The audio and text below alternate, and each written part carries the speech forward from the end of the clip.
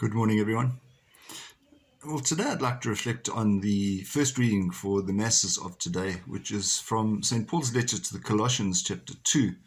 Remember that a lot of the writings of St. Paul were to the Gentiles, not to the Jewish converters. So in other words, the people who had different traditions and different backgrounds to what the Jews had. And so he would be speaking to them in a way in which they understood from their background. But it's a very interesting follow-up on what I said to you yesterday in terms of prayer. Just to give you one of the lines from that reading, St. Paul's letter to the Colossians, chapter 2, verses 6 and to 15. This is probably verse 7.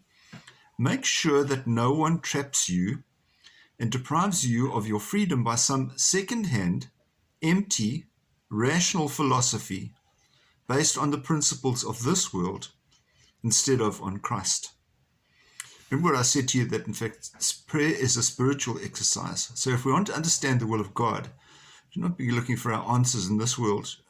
We want to know what we're expected to do in the light of ultimate redemption, ultimate presence with God.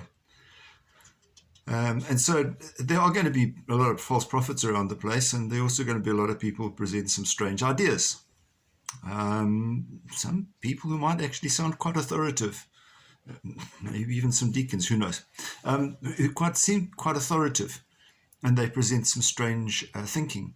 But we need to then get into our prayer and have a deeper understanding so that we can actually understand what it is that God is wanting us to do. With all of this comes the great irony that freedom ultimately comes from obedience to God. So freedom comes from obedience? Yeah, right. Okay. Why? How does that happen?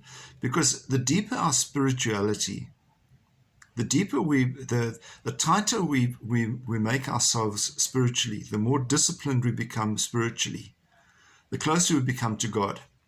And with that security, if you like, comes freedom or an understanding to do the right thing without having to be troubled by it all. So be careful about the kind of information that you listen to.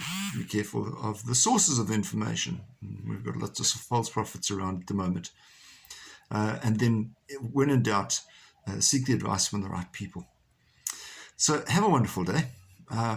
Really look forward to seeing you tomorrow. God bless. Bye-bye.